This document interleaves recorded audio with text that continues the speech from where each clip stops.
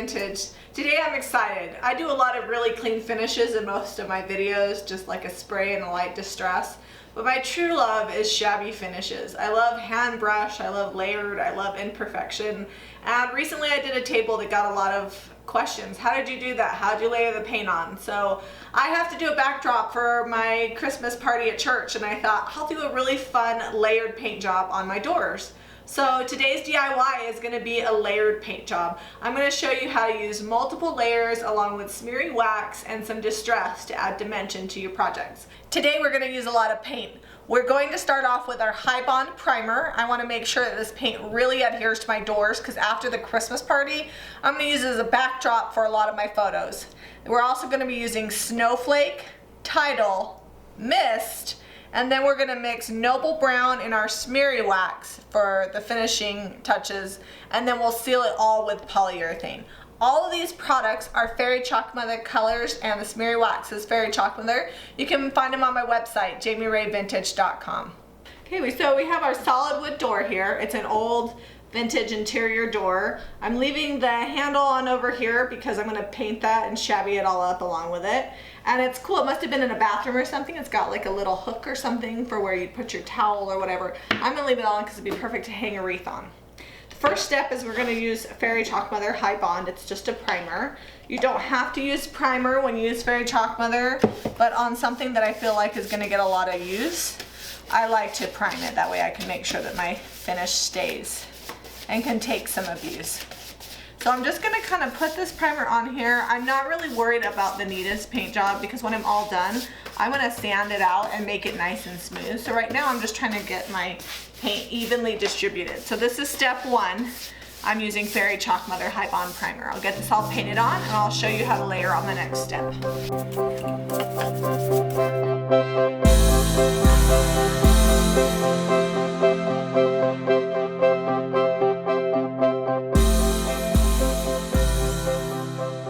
Step two, we're going to be adding our layered paint in Mist and Tidal. My primer isn't quite dry, and that's okay because I want like a textured layered finish, and I want one layer to kind of blend into another layer. So I love this technique because you can just take any leftover paint that you have and layer it on to make a fun look. I don't have a whole ton of this color left, but I'm going to go ahead and layer it on there. So I'm going to go around all the edges and kind of in the middle, and then when I distress, it'll pull through. Once I get this color layered on, I'm going to layer on my Tidal, and then we'll put another coat on. So we'll see what happens. First we layered on Mist, and now we're layering on Tidal. It's not that much of a difference in paint color, but just enough that it adds some dimension. You can pretty much use whichever colors you want to. This I want to be subtle and not in your face, but if you wanted a more dramatic effect, you could use some really different contrasting colors and get a really fun look. Maybe I'll do another tutorial soon that shows you the look that you get from drastic color differences. But these really aren't that much different. In fact, I don't even know if on camera you'll be able to tell. But in real life, once I sand this, you'll get to see all these fun different colors coming through.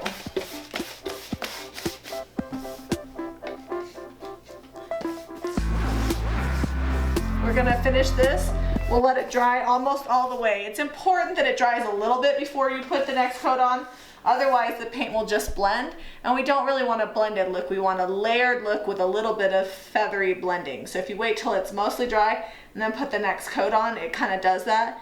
And then anywhere where it's uneven, we'll sand it smooth so it'll look really good. Okay, so we're going to use Snowflake here. We're going to cover this up. You want to make sure to not cover up all of the paint because you want some of the mist and the Tidal to show through.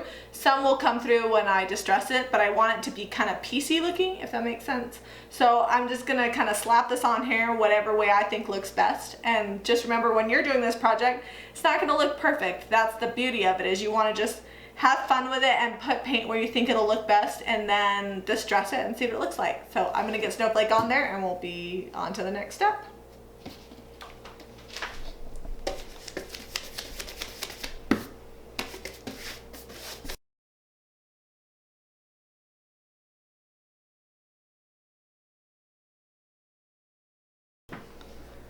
So now that we've got our last layer of paint on, I like to go over it and just kind of smooth out any spots that might have clumps in it. It's kind of hard because this door has like multiple nooks and crannies. So sometimes when you're painting, which I like to paint fast because I feel like it gives it a more genuine look, sometimes you'll get clumps. So I just kind of go around all the edges and smooth it out. I'm going to go ahead and smooth everything out with the sander when I'm done, but this kind of gives me a head start on that. I'm going to want to make sure it's all the way dry, and then when it's all the way dry, then I can sand it and I'll put the smeary wax on and we'll seal it and you'll get to see the finished look. Our paint is all dry, so we're gonna get ready to sand. Let's talk a little bit about distressing. You can distress with your rotary sander, with your hand sander, with your just regular square block. This is a big project. I have this door and 3 more doors to do. I think if I hand sanded them all, I'd probably want to poke my eye out. So I'm going to use my rotary sander. I have 100 grit sandpaper. I'm going to go over all the edges and all the flat surfaces to smooth them out. If I feel like it looks too unnatural, then I'll take my sanding block and hand sand it to smooth out any areas that may have squiggles in it. But I want to do a pretty heavy distress, and the quickest way to do that is with my rotary sander.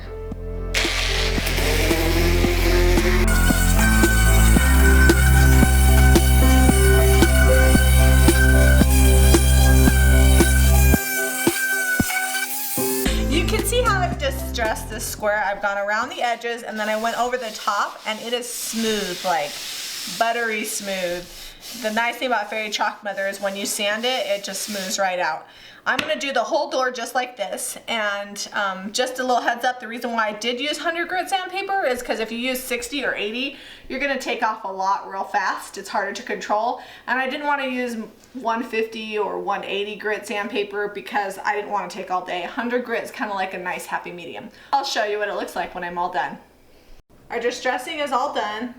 You know, people ask me all the time, how do you know where to distress? When I'm using a sander, I like to go along all the edges to bring out the detail.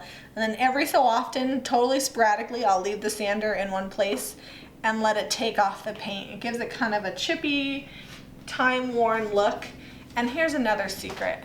If I know I'm going to give something a heavy distress, like I did on this door, I don't clean all the gunk off. That way, when I sand it, anywhere there was gunk, you'll get a little bit of chippy goodness.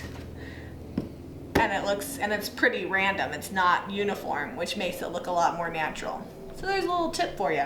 So the next step we're going to be doing is adding our dark wax. I have kind of transitioned over to using smeary wax for all of my dark waxing because it's so much easier to work with, and I can make any color I want. Smeary wax comes in a little tin like this, and it's white, kind of the consistency of a really thick body butter. I take 3 tablespoons of this to 1 tablespoon of any Fairy Chalk Mother color you want. Today I'm using Noble Brown. And then I mix it in a separate container. You don't want to mix all of it up because a little goes a really long way. And then I just stir it with a spoon.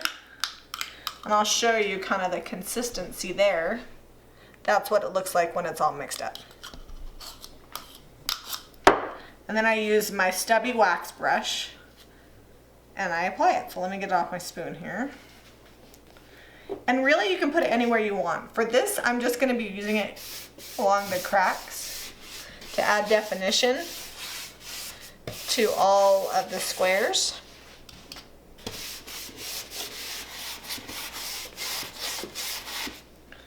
And once you get it on there, you're going to use a lint-free rag to rub it in. And the thing that I love about smeary wax is it's so easy to work with. It just rubs in nice and smooth. If you wanted a cleaner look, you could seal this with a clear wax or a polyurethane first. But because I'm kind of going for like a distressed, shabby, dirty look, I don't mind if the smeary wax gets all over the place. If you want a nice, clean look where you only have the smeary wax in a few places, seal it first, then smeary wax, and then wipe it off. And anywhere that you don't want the smeary wax, you can use a magic eraser, but you have to seal it first to be able to do that. If you'd like to see this door, along with all the other doors I finished like this for my Christmas display for my Santa backdrop, be sure to follow me on Instagram, the link's below. On Saturday, we'll be having breakfast with Santa, and I'll be sure to take a picture and share. All right, our door's all finished. I used Fairy Chalk Mother High Bond. Then I brushed on Mist and Tidal and finished it off with Snowflake. Then I distressed around the edges and a few places in the middle to give it a chippy finish. And then I added our smeary wax to add depth. I sealed it with a water-based polyurethane so that way it's durable for any time I need it. I'm going to be using it for my Santa backdrop as well as for my vintage markets that I do. If you like this video, go ahead and give us a thumbs up and comment below with any questions you might have. This finish is an amazing finish not just for doors, but you can use it for tables, dressers, or any other type of furniture that you want to look old and weathered. Be sure to subscribe to Jami Ray Vintage for more DIY. Thanks guys!